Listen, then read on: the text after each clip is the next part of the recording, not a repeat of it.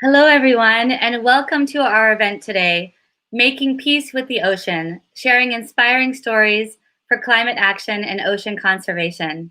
My name is Emily McLone, and I work as the director of Peaceboat US in New York City, and I will be your host for today's event. We are here today as part of our global campaign to support Peaceboat, working to raise funds for all of our international educational programs.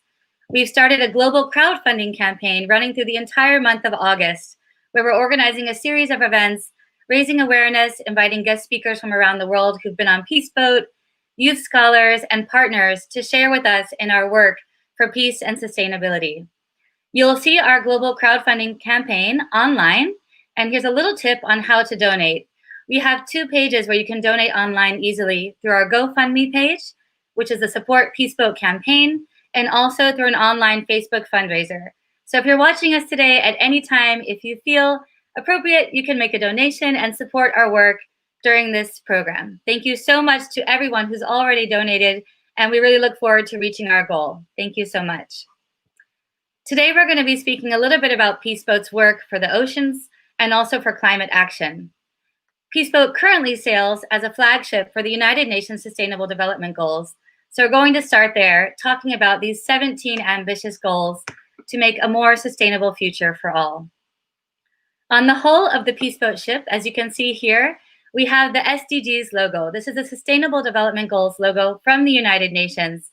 As Peaceboat is in partnership with the SDG Action Campaign, we literally sail as a flagship for the SDGs, raising awareness and also encouraging action for sustainability from young people around the world and everyone who travels on board the Peaceboat. We have a scholarship program inviting young people who are active in sustainable development to come on board and share their knowledge and expertise with us, and also to learn from our guest speakers who are traveling on board the ship. And as Peaceboat sails for the SDGs, we also look to embody that with our educational programs that take place on board.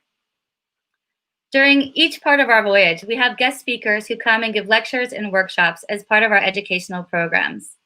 So in our next slide, you'll be seeing a little bit about our work for the SDGs. On board the ship, we have about 60 programs taking place on any given day, where we have guest speakers and also Peaceboat staff members giving talks about so many important issues. And of course, as we're traveling on the oceans, SDG 14 for life below water and SDG 4 for education are crucial to our educational programs on board. In each program that we have, we are inviting experts to share their knowledge and also inviting participants also to organize their own programs with us as we travel. Next, please. With these programs, we have specific dedicated educational opportunities for young people. This is a program called the Ocean and Climate Youth Ambassador Program, inviting young leaders from small island developing states to come on board the Peaceboat and exchange best practices, to learn about the shared challenges of island nations, and also to share their testimonies, as they're really the ones on the front lines of ocean degradation and climate change.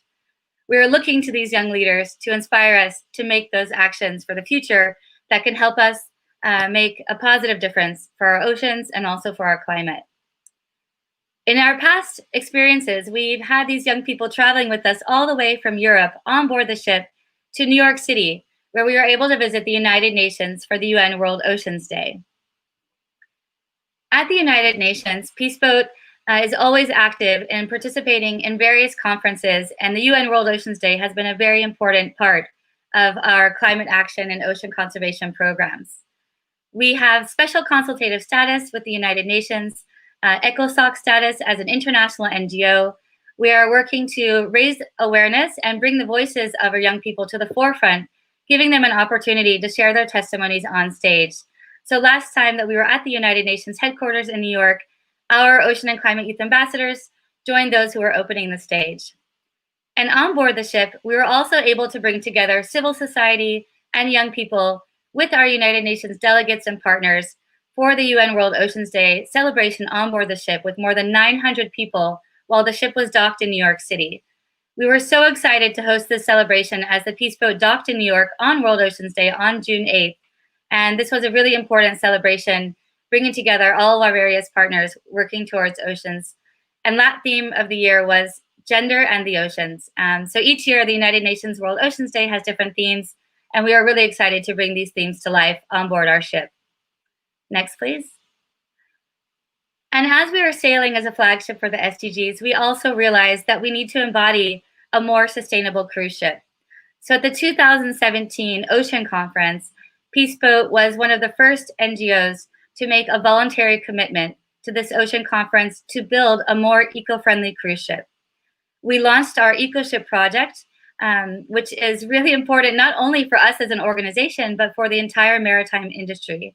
We hope that EcoShip, which will reduce our CO2 by 40%, being a leader in sustainable tourism and maritime travel, using solar and wind power, can be an example, as I mentioned, not only for NGOs and international travel like Peace Boat, but also for the entire maritime industry to really take on better practices and make a positive impact on our oceans. And with that, I would like to open our discussion about the oceans with a video message from someone who needs no introduction to everyone who loves the oceans.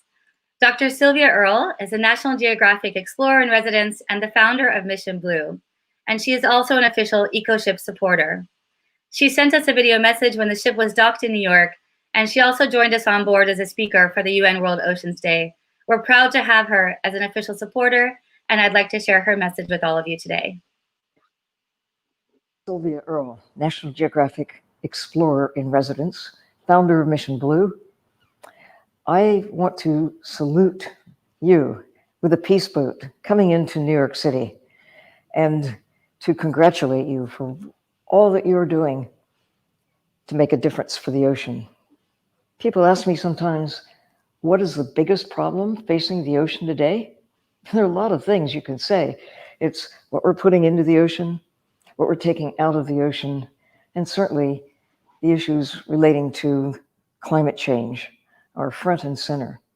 But the biggest problem of all is exactly what the Peace Boat is addressing, and that is people don't know why they should care. They don't have in their minds and hearts a real understanding of why the ocean matters, why it is urgent right now, early in the 21st century, to make decisions that will solve the problems. Making peace with nature, making peace with the ocean is a priority. I am deeply honored to be a part of this movement, part of the Peace Boat movement, to do what it takes to make a difference for the ocean, to educate people, to go around the world with a message of hope, a message of peace.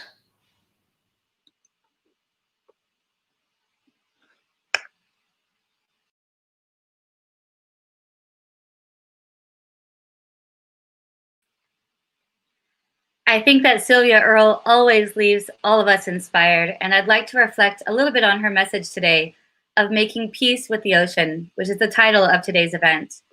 She said, people don't know why they should care, and they don't have it in their minds and hearts of why the ocean matters. And as we've seen throughout history, the human race has been in conflict with the ocean for generations, exploiting it but not living in harmony with the oceans. As Dr. Earle says, we need to make peace with the ocean, and we can do this through education and raising awareness. It's important to know why we have to care about the oceans. And this is one of the reasons why Peace Boat is organizing our educational programs around ocean conservation and climate action for people of all ages. The more we can raise awareness about these important issues, the easier it will be for all of us to take positive action. And as I mentioned, Peace Boat is working with the United Nations for World Oceans Day. This year in 2020, the theme was Innovation for a Sustainable Ocean. And as we're thinking about innovation with our solution of EcoShip, and also innovation in education and raising awareness through experiences on board, we're looking to partner with organizations who also are having the same goals and the same aim to encourage others who have not raised awareness or have not been part of these programs before to join us as part of this cohort working towards ocean conservation. And we've been collaborating with many organizations, including the UN and civil society. And one of those important organizations is Oceanic Global. So today we have 4 very inspiring speakers with us. And I would like to now introduce one of our first speakers, Kassia Patel, who is the program director of Oceanic Global. And they were one of the main organizers of this year's United Nations World Oceans Day as a production partner. And Cassia was also very instrumental in bringing together so many partners as part of our Friends of World Oceans Day group. So Cassia, thank you so much for being with us here today. Thank you, Emily, for having me, and thank you for everything that the Peace Boat does. It's an honor to be here and a part of this community. Thank you. I'm really excited to hear a little bit more about what Oceanic Global is doing right now, and also if you can also give us a little bit of a briefing on the World Oceans Day activities, and then maybe a little bit of inspiration as well, because you have so many great projects that you're working on. So Cassia, please share a little bit about your work with us. Absolutely. And I'll definitely start with the World Oceans Day. And first of all, in the honor of supporting Peace Boat, I'd love to start with just a shout out to all of the incredible work you all have done, especially when the boat was knocked in person last year, the celebration and culmination of the week. It was really wonderful to have all partners represented and a part of that. And I strongly, vividly remember the beautiful sunset closing on our World Oceans Week as we all sat in reflection and celebration and dedication for our ocean. So that was really powerful. And I very much look forward to the day that we can again do that.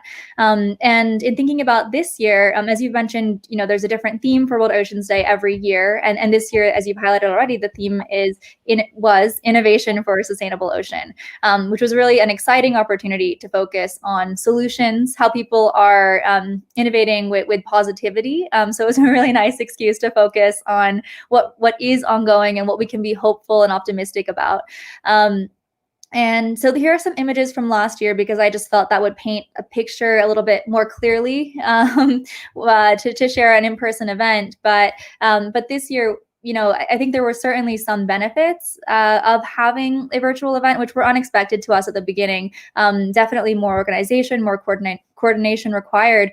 But through the Peace Boat and other partners, through our Friends of World Oceans Day community that Emily has mentioned, we were actually able to more than triple the number of events featured on the website, double the number of partners that were engaged, which was really exciting. And on the day itself, versus a 500 capacity room at the United Nations headquarters where the event would normally take place, we actually had 350,000 people tuning in live on the day from over 191 regions around the world, making it, albeit virtually, but one of the most well-attended ocean summits in history. So I think there's definitely a lot we've learned about inclusivity, accessibility from this experience as we pivoted seemingly real time, but we'll certainly be including those components in the event in the future. And actually, I think into all of our programs and events as we move forward, so that we can really be sharing this information around the world, translating it, making it accessible, and empowering people wherever they are. So you can go to the next slide, and Sylvia, she's a huge inspiration. This is a shot of her from last year. It's a great video that you shared today. And you can go to the next slide again. Just featuring some of our speakers from last year and showing the ability of the event to bring voices together from around the world. Perfect. Yeah, so just sharing a little bit more. So Oceanic Global, also to share the context, we were the nonprofit and production partner to the United Nations World Oceans Day, both last year where the theme was gender in the ocean, and this year where the theme was innovation for a sustainable ocean. And we're thrilled to also be involved for next year, theme coming soon. But just to share a little bit more about ourselves, which I feel that, perhaps a lot of our Friends of World Oceans Day community might be unaware of some of the work that we do. For us, World Oceans Day really fits into some of our basic themes, but our mission really is to engage new audiences in ocean conservation, and doing so by tapping into universal passions of art, music, fashion, immersive technology, as we're all quickly becoming familiar with these different platforms and mediums. So United Nations World Oceans Day certainly fits into that, and thinking about how to inspire a global crowd. This is an image from our founding event, Oceanic Ibiza, which was a festival for our ocean. So showing how we can change the world by celebrating and doing so in a very positive and optimistic light, which again, I love about this year's theme for World Oceans Day, because it really does need to be filled with optimism and positivity if we want to encourage and engage new people to get involved. So our focus really is to break out of these silos of environmentalism and engage people who may or may not identify as an environmentalist. And you can go to the next slide. And so our work also is focused on driving scalable behavior change. And this falls within two pillars of action. One at the individual level, focusing more on grassroots action, community organizing, and changing practices of individual lifestyles. And the second pillar is focusing on industry. So working with businesses and helping businesses implement sustainable operating practices. And we start by tackling plastic and waste and using that as a gateway to then speak about energy, water, wastewater, emissions, and beyond. Next slide. So here are some shots from our grassroots action or our individual pillar. We do have a regional hubs program that we've launched. So we now have 5 hubs in New York, the Hamptons, LA, London, and Barcelona. And each of these are volunteer-based regional chapters of the organization to drive localized impact on a global scale. So each hub addresses local environmental issues while also supporting our broader mission and goals. And the hubs themselves vote upon and determine which projects they want to take on and which focus areas they'd like to focus on, whether that's youth engagement or community building or supporting our industry program, which I'll be speaking about in a little bit. Next slide. And next slide. So this is just an example of highlighting youth voices for Climate Week last year. Next slide. And a family-friendly event hosted by our Hamptons Hub featuring an eco marketplace, kids workshops and educational activities, and a film screening as well as a panel discussion. And next slide. Awesome. And so this is an example of some of the individual lifestyle behavior changes that we can take and just highlighting what some of these sustainable solutions can look like. But a lot of our work is also focused on seeing how we can convince and work with businesses to implement these practices so that the impact is that much greater. And so working up the supply chain in that way. Next slide. So on the industry side, we have a program called the Oceanic Standard, which really is a major and core focus of much of our work. And as mentioned, this is designed to help businesses implement best practices, starting by tackling plastic and waste. And thus far, we've worked across a variety of industries. We do focus on the hospitality industry. So we work with hotels, restaurants, bars, cafes, as well as the music industry. So, when everything was up and running, we had begun to scale that to engage with festivals, with concerts, with musicians and artists, event promoters. And we'd also scaled that to work with professional sports. So to work at the stadium level and with large-scale sporting events to, again, see how we could go shoot for higher and higher impact. And in working with stadiums, we also began engaging directly with food service providers. So the groups that source products for campuses, institutions across the nation, across the globe, at a larger scale there to see how we can shift those purchasing practices, move them away from single-use plastics, ideally into reusable products or other sustainable products that we can approve. So here's a sample of businesses we have engaged in the program so far. We launched the program in April 2018 and have so far worked with 300 businesses across over 20 countries. And we've been thrilled to see how quickly the program has been growing. And I'll be touching a little bit upon a COVID response with some parting words at the end here. But I do have to say we've been quite impressed by how much our volunteer capacity has grown throughout this period. Over the past few months, we've actually trained another 40 or 50 consultants to help us roll out the program and work with businesses around the world. And so it truly is getting more and more global and looking to find localized solutions in each case, looking at relevant waste management infrastructure, local vendors to highlight. Next slide, thank you. And so this is just an example. We've launched the program in, we officially have 4 country-specific editions in the US, the UK, Spain, and Barbados. And this is an example of our launch in the UK. So with every country-specific edition, we launch the program in that region with local partners and local experts and invite members of the hospitality and tourism industry to join us. In Barbados, we actually hosted that event because in response to the nationwide ban on single-use plastics in Barbados, to help prepare businesses to first of all know what that means and understand what their options are and to prepare them to comply with that legislation when it went into effect. Next slide. And so I mentioned we have different industry and region-specific editions. Over the past few months, as we do work so closely with businesses in hospitality and tourism, which has been deeply impacted by the COVID-19 crisis. And so we've been working with businesses to see how we can support them as they reopen to make sure that absolutely, they're prioritizing health and safety, but to do so in a way that does not come at a cost to the environment, or in a way that doesn't have to compromise their sustainability values. So we did an in-depth literature review and researched to find out more about the virus. How does it spread? How can you prevent the spread of the virus? And the more we researched, the more confident we felt in recommending reusable solutions, sustainable solutions. So that's something that we were really, really thrilled by. And we do have this compiled in our resources. We also have a separate fact sheet just to share more about that literature review and what we found. And then we highlight specific operational recommendations featuring vendors around the globe who are offering contactless hand sanitizing dispensers, but also condiments. So you can still be using bulk condiments instead of individual sachets and packets.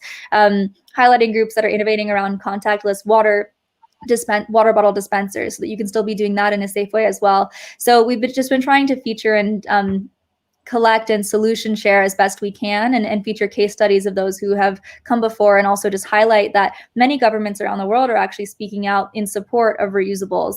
And we're actually seeing, even during this crisis, that consumer demand for sustainable practices and for aligning with businesses that represent their values has only increased. So we're bound to see more and more of this, and are actually excited that businesses are again reaching out for support and ready to implement many of these practices. And next slide. And so if you represent a business, we encourage you to reopen sustainably and would love to support that. And if you are a human living in a community as well, encouraging the businesses around you, supporting and recognizing the businesses around you that are reopening sustainably. These businesses are so responsive to positive reinforcement. So there's always ways that we can be supporting that shift, and beginning with our own lives and our families and communities. Thank you.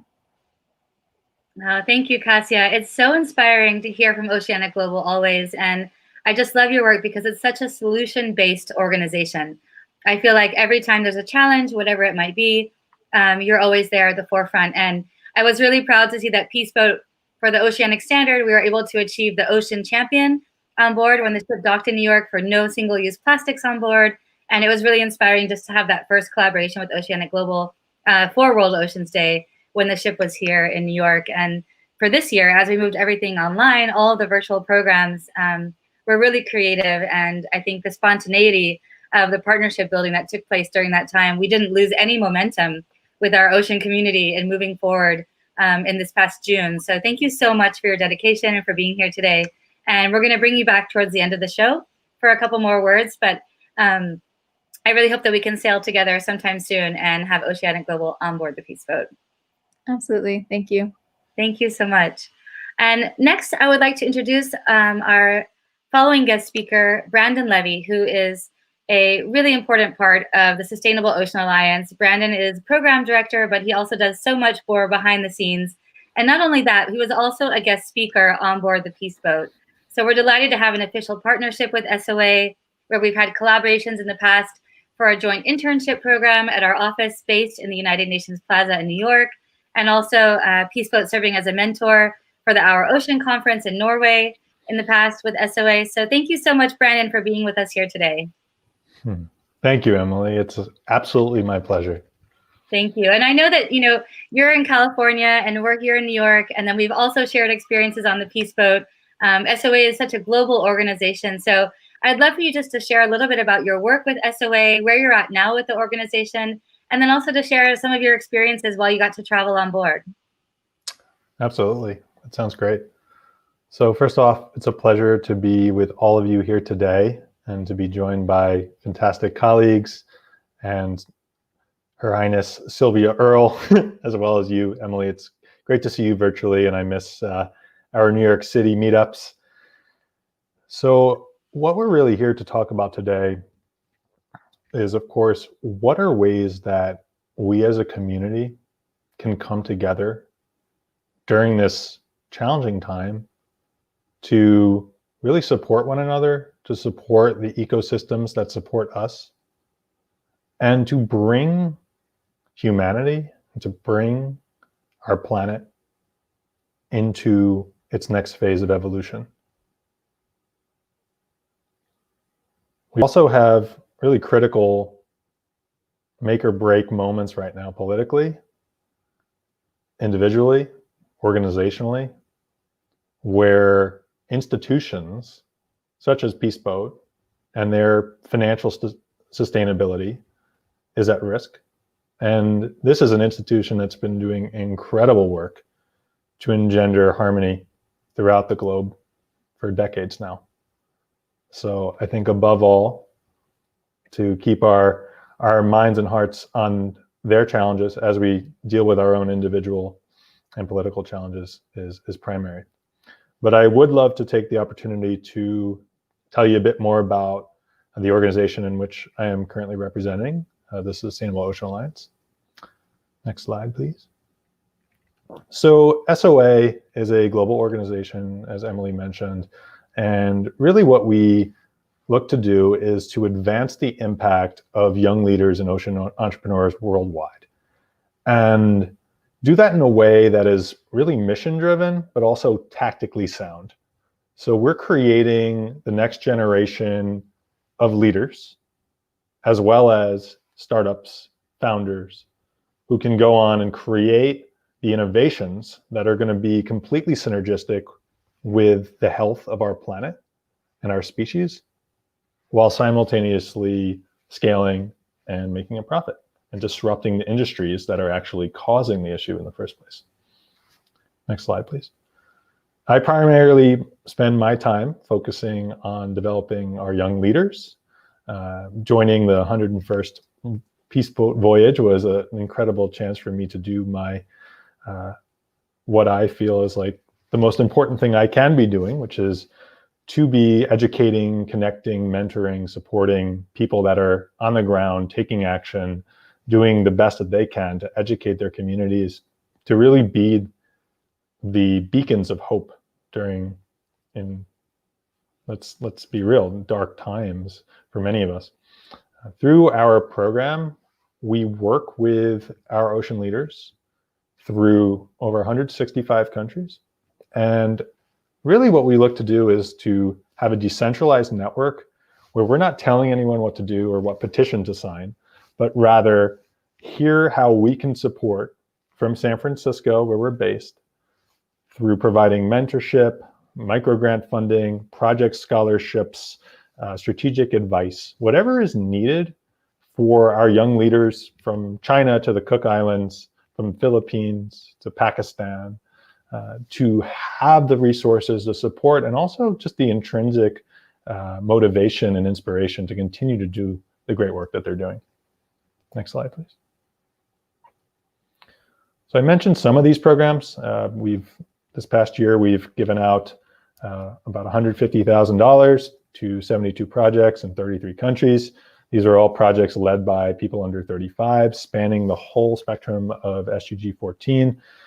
We're currently working on the front lines of policy as it relates to deep sea mining in our attempts to promote a moratorium on deep sea mining until sufficient scientific research has been done on the effects of underwater ecosystems. And we do that through the means of empowering young politically minded leaders within our network. So currently we have a committee that's doing that work and also creating a global Blue New Deal. We've been hosting webinars, especially in the last 5 months during COVID-19. In 2020 alone, we've hosted 50 of these webinars that we call Ocean Learning Labs. And these cover everything from conscious leadership to strategic thinking and systems thinking, to plastics and circular economy, to tactical ways to take ocean action in their communities. And SOA, for the most part, in the past had really relied on events as a way to bring our community together. So COVID-19 has allowed us to evolve that approach and create virtual offerings. So we have an upcoming SOA Connects virtual summit on September 3rd for those who want to learn more about the organization. Next slide, please. So this is where the fun part begins, guys. This is when I was in the Azores, in the middle of the Atlantic Ocean, about to board the Peace Boat, having really no idea what I was about to get myself into. And it really turned out to be an adventure of a lifetime for me. I set sail on the Peace Boat for a 7-day, I believe, trip without any ports of call. So straight from a small island off the coast of Spain to New York City. And what I knew going into it was I was going to have an opportunity to be a mentor and a guest educator for incredible ocean and climate youth ambassadors from all over the world, pictured here. And these individuals have now become friends of mine, collaborators of mine, people that I mentor. And in fact, I learn probably just as much from them in our interactions. It's absolutely an honor to be here with Khadija, who's pictured right below me to the right there, who will be speaking right after me. And with our little pod here, we had incredible workshops and also just casual conversations over ramen and sushi, right? But within some of the workshops, we were really focusing on leadership development and consciousness shift, doing things like learning how to meditate together, doing a holotropic breathwork session, learning about systems thinking and emergent strategy, tools that can help us both be inner and outer revolutionaries, which I really think is the crux of where we're at right now. The transformation that we're all craving, it doesn't begin with a certain institution, and we don't organize to transform the universe, although ultimately, explicitly, that is what we're trying to do. But we have to start with us as individuals, the individual human heart. We start inside of ourselves. So a lot of our time spent together was spent going inward rather than outward. But also, of course, to solely be looking within would only be half the battle. So we were also talking about ways that in our communities we can go out there and advance our efforts. And I really do think that Dr. Martin Luther King provides the right guidance here as it relates to how to do this in a peaceful way, in a way that is correcting the abusive forces that we face. So to quote him in my favorite quote, I think of all time, "Power without love is reckless and abusive, and love without power is sentimental and anemic. Power at its best is love implementing the demands of justice, and justice at its best is power correcting everything that stands against love." So that really is what I came to Peace Boat to evangelize, to support, to speak about, not just with those incredible young leaders that were just shown in the prior photo, but also with the wonderful cosmopolitan passengers aboard the ship. So not only does Peace Boat have this incredible partnership with the UN, but their clients are some of the more impressive people that I've had a chance to meet. So you go on Peace Boat, and I believe the San Francisco Chronicle once called Peace Boat like a floating university or something like that, a floating university. And it was like that, but it was also like a mini universe where everyone was in tune with their heart. People were active, mostly folks over the age of 50 and 60, but there wasn't a moment of the time that I was there that people weren't engaging with each other in community. When they would come to the talks around ocean and climate, they were engaged, they asked incredible questions, they were inquisitive, and the generational gap that we know is present was bridged, which is something that I think is incredible. One of the quotes that we may have heard from Barack Obama last night is that this type of change, it echoes across generations. And the work that Peace Boat has done to promote peace in the world, I heard stories from people 3 times my age about interactions that they had after the bombs were dropped in World War II, and how that peace between the oppressor and the victim was bridged together 30 years later afterwards and set the course of peaceful negotiations amongst these different families, which was incredible to hear. There were stories like this left and right coming from the passengers on this boat. So what Peace Boat is doing is hard to put into words in terms of the actual impacts it's having on the arc of our human evolution from the head to the heart, from being war and other-minded to being unified. Next slide, please. So ultimately, the journey ended in New York City, where I was not exactly born and raised, but born and raised about 20, 30 minutes away. And seeing the skyline like that was just an incredible moment for me. One, to reflect on this journey that I had the opportunity, this once in a lifetime journey I had to sail aboard Peace Boat, but also really a coming home, metaphorically and literally. Not only did I get to be reunited with my family, but I had a chance to work with Emily and Cassia and the rest of the amazing team to put on the World Ocean Day event aboard the Peace Boat, which was a huge success. And I hope we can do more of that going forward. I hope there are many more moments going forward where there is collaboration amongst your incredible organization, SOA, Oceanic Global, all the Global Kids, all the other fantastic cutting edge NGOs whose desire on a soul level is to bring more peace and prosperity and harmony into this planet. So I'll leave on this note.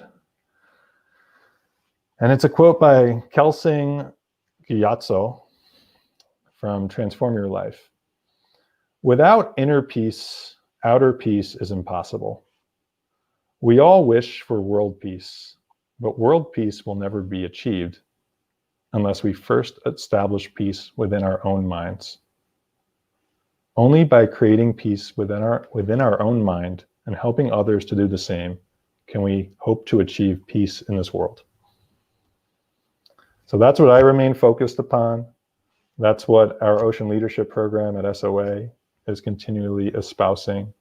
And I thank Peace Boat for the tremendous work that you all have done for over 4 decades in making this your mission as an organization and as an institution that must be preserved.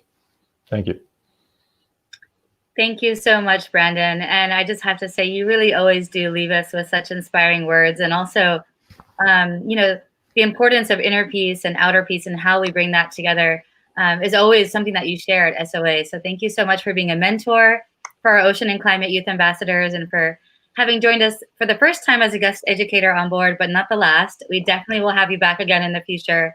And I just look forward to joining more SOA events as well. It's incredible to see the reach of all of the different youth hubs that you have around the world.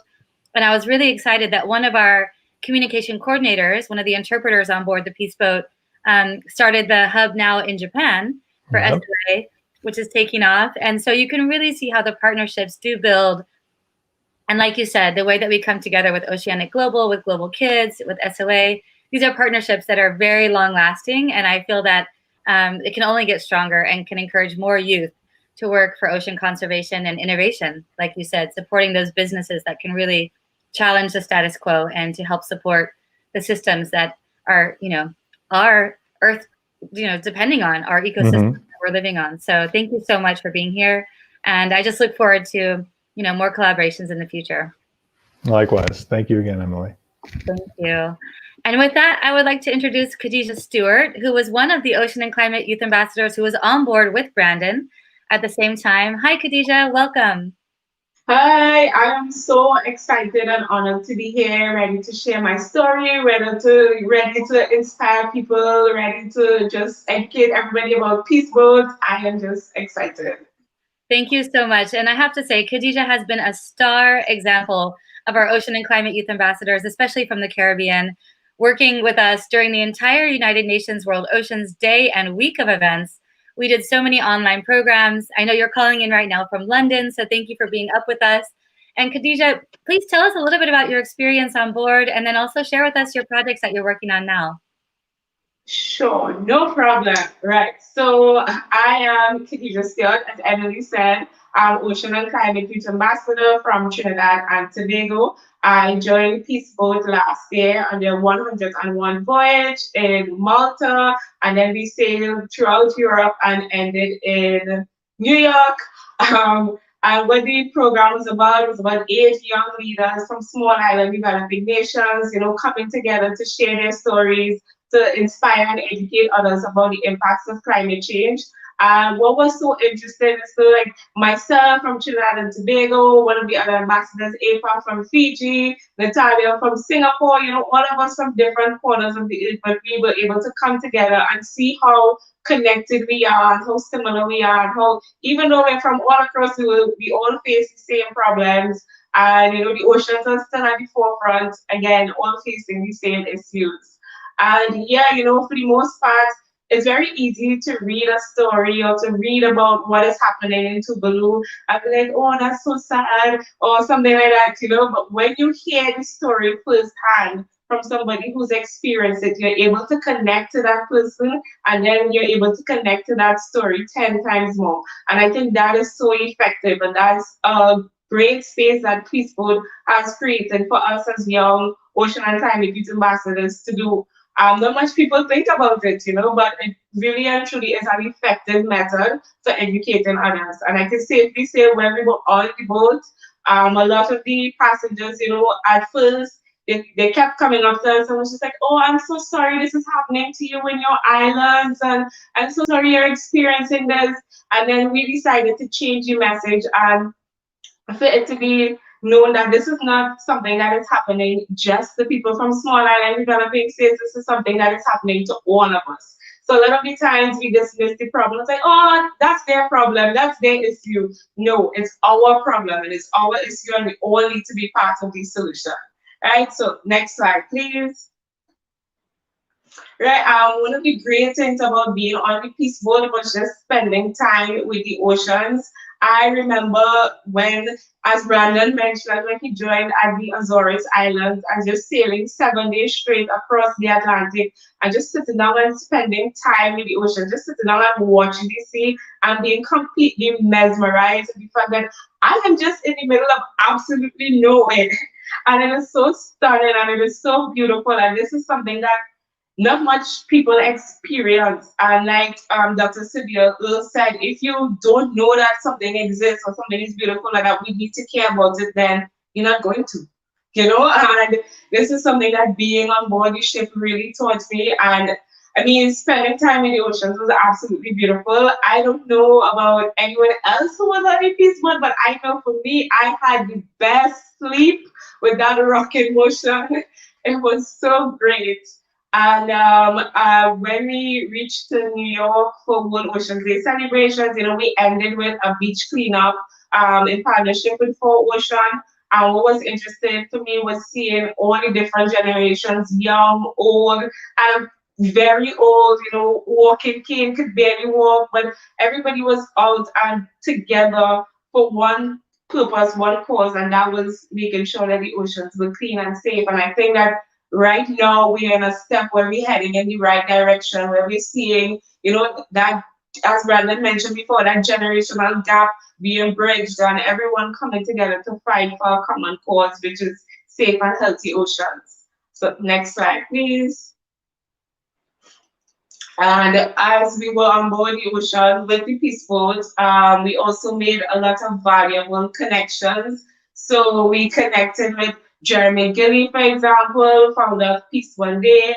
I know one thing he told us that really stuck with me was don't ever be afraid to hear no. You could ask for something 10,000 times and you're probably going to get 10,001 no's, but you're eventually going to get one yes. And I find that was something that was very different, but it was very inspiring because a lot of times, yeah, you can do it, go out there, be brave, be courageous and stuff, but it was a very realistic piece of advice that you are going to hear no, and you have to be able to deal and cope with it. And it mentioning that, in dealing and coping with hearing no and stuff, this is where Brandon came in when he mentioned that, you really need to be in tune with yourself, be connected with yourself, and be the best version of yourself to go out there and be an effective leader. I mean, if you don't believe in your cause, or if you're juggling whatever is going on in your mind, or you're currently depressed or anxious or something like that, it's going to portray in your message and people are not going to be able to receive it 100%. So as long as you are good on your inside, then you are able to go out there and be a truly an effective leader. And yeah, we also connected with Laura from the SDG Action Campaign, who really opened our eyes to the world of the SDGs and all the different amazing projects that is taking place. You know, we really and truly don't think about how much work different people from across the world doing to tackle all the different issues that we're facing. And it was just so amazing to have that brought to my attention. I mean, all of us, we, the Ocean and Climate Youth Ambassadors, I know we left the Peace Boat just wow. That's like the only thing that we could all say, and even we were very sad to leave, but it was just like an absolutely amazing and eye-opening opportunity and connections for a lifetime. You know, I still speak with Brandon. I am here today with Emily. We connected with Hatim, who is the founder of Atlas Development from Morocco. He's one of my good friends now. You know, so these connections, it's not just by the way or meaningless. It's really fruitful, valuable connections, and we're all using these networks and stuff to really go out there and bring about change. Next slide, please. And through Peace Boat, I was able to connect with Brandon for Sustainable Ocean Alliance, and I honestly did not think about all the problems facing the oceans. I study climate change, I study water management, and it's like I knew it existed, but I didn't understand the extent of it. So I think Peace Boat and SOA really broadened my understanding of the issues facing the oceans, and it really taught me that even though I was in one field, every single thing is connected. And I remember being on board the ship and speaking with Brandon and telling him, you know, I really think I should apply for this conference, but I'm not sure. And he was just like, just do it, just do it. I promise you, you will love it, just do it. And I remember the very last minute taking that last step of faith and deciding, okay, I'm gonna go. And I have absolutely no regrets attending that conference in Oslo, and once again reconnecting with Peace Boat. And what Peace Boat and SOA is doing essentially is not just giving young people an opportunity to be present in these spaces, is more so providing us with the tools and the means to go out there and be effective agents of change. A lot of times, plenty people is just like, yeah, young people for change, and they want us to just put on a cape and just go there and so on, bring about this change. Well, we generally don't really know how. We don't have the tools, the finances, the means, and these are skills that come with years and or that we will get from training and or just being present in certain spaces and listening to certain voices. And I think that that's something that SOA and Peace Boat is doing very well by creating that space on that platform that allows us to get these skills so we can really and truly be effective. Next slide. And again, at this conference, you know, it was just absolutely amazing to see that it had 100 young people, all in different fields, but still connected to the oceans. And in over 2 days, we were able to come up with 20 projects. 20 projects to tackle the ocean issues. You know, and it's just like the solutions are there. But we, as I mentioned previously, some of us just don't have the means to go out there and execute it, or we don't have the connections that will help us develop our ideas further. And this is something that Peace Boat and SOA is doing very well. And a lot of times, again, we don't think that young people are capable of being agents of change, but this conference, I am telling you, it proved otherwise. You know, and for us to come up with 20 projects in 2 days, I am still blown away by that fact. And it really showed that we are capable of coming up with projects, we are able of coming up with effective projects, and we could go out there and we could execute these projects successfully. And I think that that is a big deal. Next slide. So as I mentioned before, I'm from Trinidad and Tobago, and the work I do home, I founded my own company, EcoVibes Environmental Creatives, and I do outreach and educational activities for children. I participate in cleanups at our waterfalls, our rivers, along the beaches, but I really narrow in on young children because in Trinidad, there's a saying that children must be seen and not heard, and a lot of the times we don't communicate issues with children, or we don't give them that space and that platform to be creative or to try to even understand some of the problems. We just think they're too young to understand, but there's no such thing as too young to understand. They can't understand, we just have to explain it to them in a way that they will, and there's the saying that we need to create a better future for our kids, but I also believe we need to create better kids for the future. And this is where I think I come in, and this is some of the work I focus on. Next slide. And I really try to create content for different generations. So I have an environmental blog where I raise awareness about different environmental issues and solutions taken part, because it's all well and good to focus on the problems, but how can we go about and change our actions, or what are the solutions? And a lot of the times you have scientists communicating with scientists, policymakers communicating with policymakers, but we are leaving all the people at the grassroots level that really are the ones that need to bring about change, or that need to just change their lifestyle patterns, or really need to understand some of the concepts we speak about. And that is where my blog comes in. I mentioned focusing on children, so I have a children's book. I recently launched a podcast, People Taking Action, which is a platform that allows young people from across the world to share their stories and inspire others. I have a few people coming on from Peace Boat, and we've had a few from SOA as well. And most importantly, right now, I'm working on a documentary as well called See Our Seas. And the idea behind that is the ocean that is something that is completely out of sight, out of mind. So especially for people in Trinidad and Tobago, and if the ocean is something that is important, it's for us to go to the beach, have a beach party, have a good time, and then go back home. We don't think of the world underneath. And I really want to bring that to the people of Trinidad and Tobago, so they could see all the treasures and all the values that exist within our oceans, and why they simply need to care and take that step to be eco-conscious citizens. Next slide. Right, and I mean, I think the theme for this whole event is just inspirational quotes coming from Dr. Sylvia Earle. I have one here: with every drop of water you drink, every breath you take, you are connected to the sea, no matter where you are on Earth. And essentially, again, that's just to show that we are literally all connected to the oceans. And we generally don't think about it. Like I mentioned, for the most part, the ocean is something that is out of sight, out of mind for a lot of people. And there are a lot more prominent issues that people can see and identify with. So if you're walking on the street and you're seeing pollution, you're seeing plastic, this is something that is right in front of your face. If you're seeing trees being deforested, again, this is something that is right in front of your face. You see it and you can identify with it. But unless you're out in the ocean, unless you're at a beach and you see all the plastics washing up on shore, you really actually don't think about what is happening to the ocean. And then a lot of the things that is happening to the ocean are chemical processes. This is not something we could see firsthand. So we really actually don't think about how all of our actions are connected to this.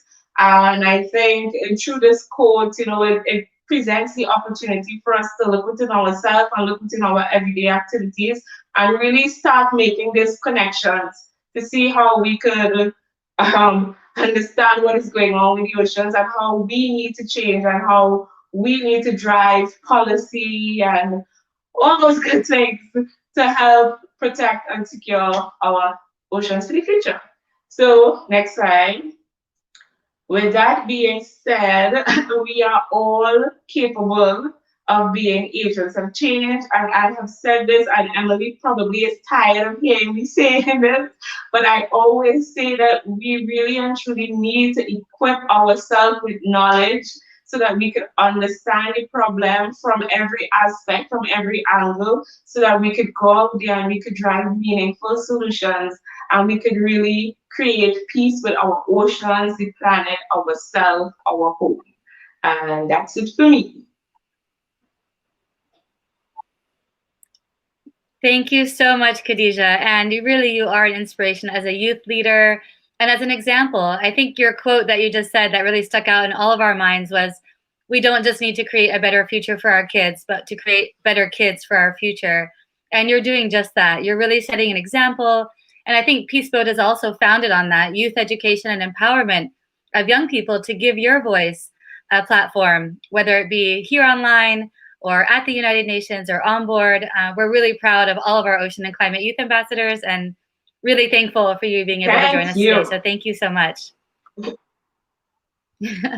Well, I'd like to move on to another inspiring youth speaker who is from an organization that's a longtime partner with us from Global Kids. So I'd like to move on now to Sarah Van Erde, who joined us as a Youth for the SDGs scholar from New York City, not only as a leader within Global Kids, but also on board the Peace Boat.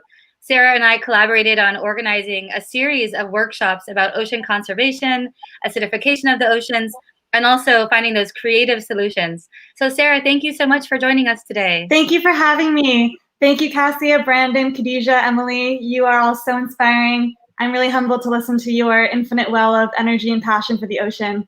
So first and foremost, thank you. And I'm so honored to be here. I'm Sarah Van Erde. I am a social justice educator and a mental health professional in New York City.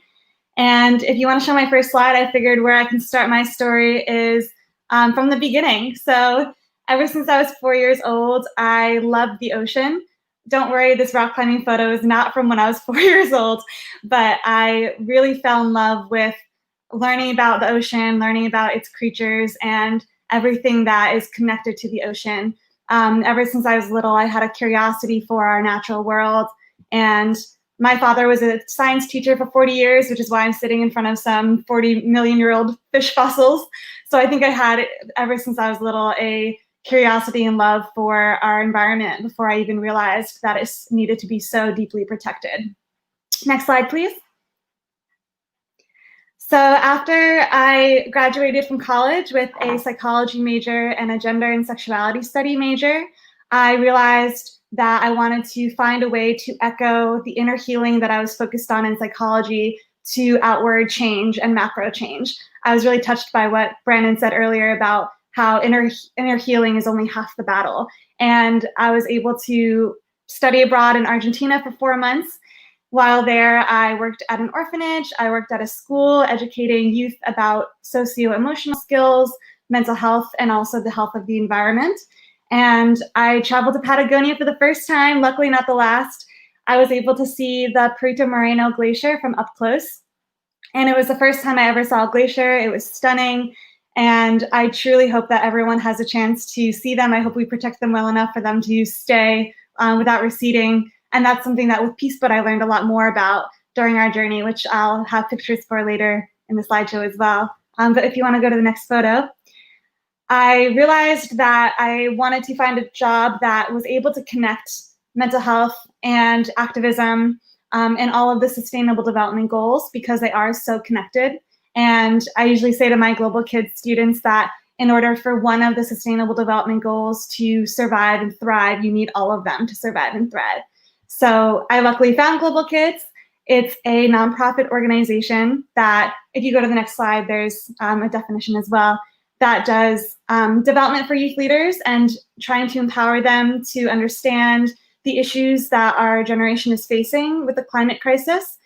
We work to also help students understand what they want to create for their own goals. We try to inspire them to become activists in their own community.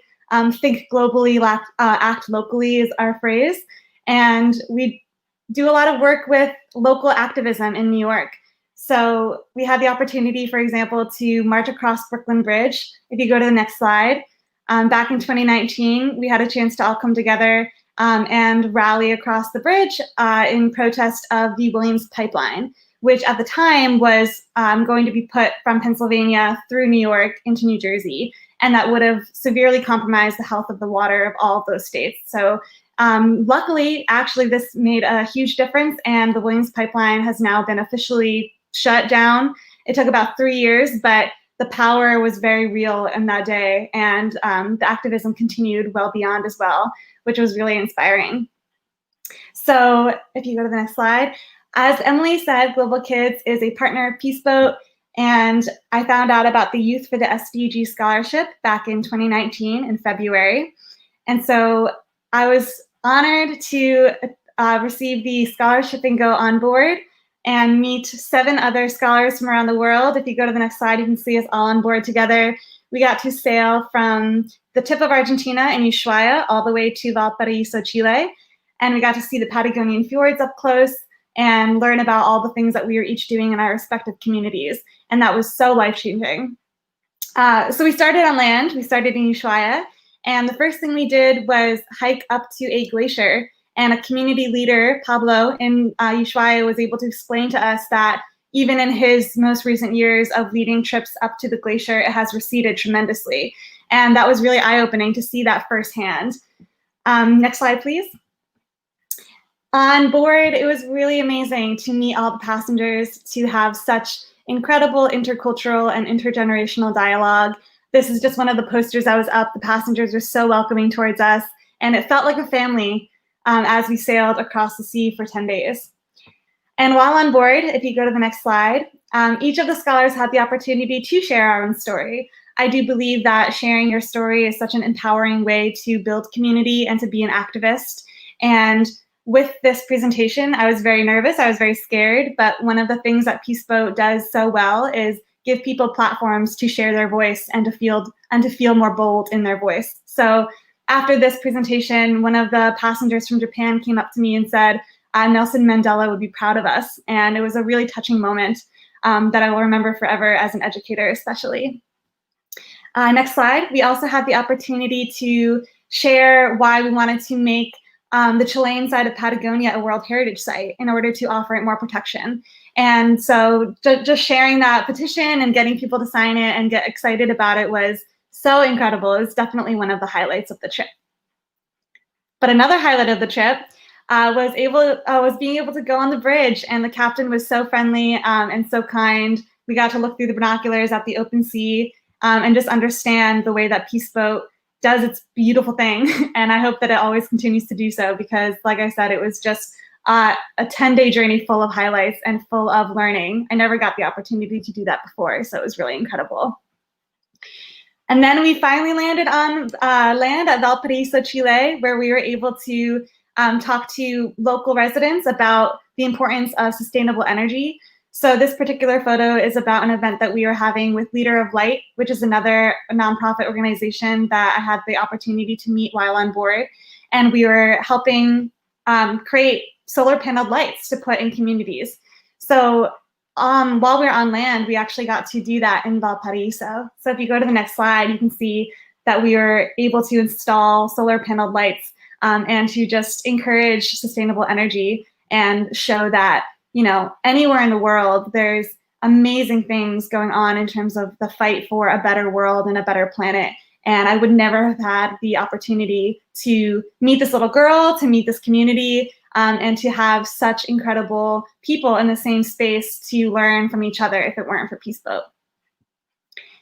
Then we drove to Santiago, and we were able to speak at the UN CEPAL in Santiago about our opportunity, our trip, and I was able to focus specifically on good health and well-being and gender equality and quality education as sustainable development goals that my career specifically aligns with, and things that I think are very important in the fight for a better ocean.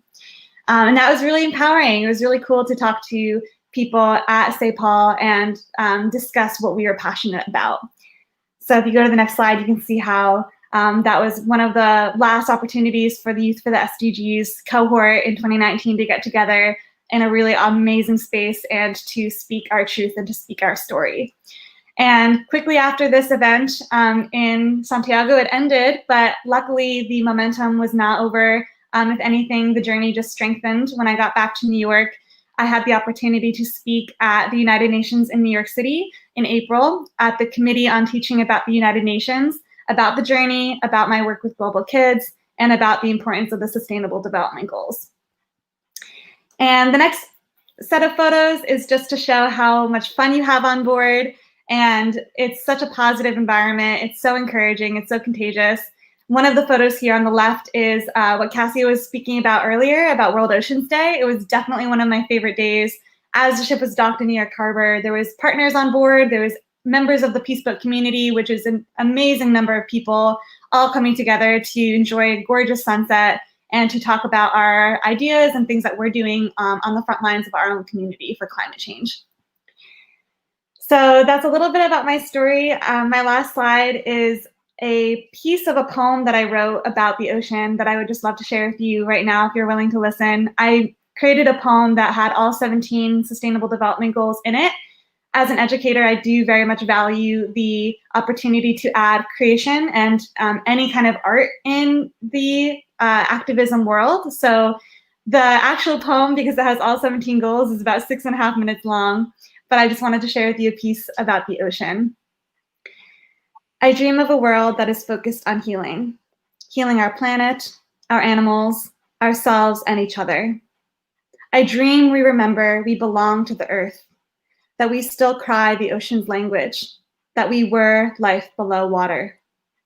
I dream of a world that is blue from the ocean regaining the color in her cheeks, her coral coming back to life, her lungs free of plastic, her fish flourishing, her dolphins roaming free. She is there for us to believe in, to dance amidst her swaying tides. She has everything to teach us about patience. Thank you so much. Thank you, Sarah. I would just love to applaud you in your creative solutions for the oceans. You always bring so much light and really positive energy to all of our programs. And I just know that working with Global Kids for me is a real honor because honestly, the youth that you work with, a lot of minority youth or underserved communities around New York City, those youth being able to work with people like you who are mentoring them and teaching them about sustainable development, about ocean conservation, and also about being a youth leader is really valuable. And you are creating the positive kids for our future. So thank you so much. Thank you to Global Kids for continuing to be our partner, and just really excited to have you join us here again online today. So thank you. Thank you, Emily. I'm really always inspired by every one of our speakers. So this is not the last event that we are hosting in this series of online programming for the global campaign to support Peace Boat. So we do have more exciting events coming up even this week and next week. So I'd like to just highlight a couple of those before we close today. We have our next event coming up is going to be the Peace Boat Global University. The World is Our Classroom event on Friday, August 21st. That's tomorrow.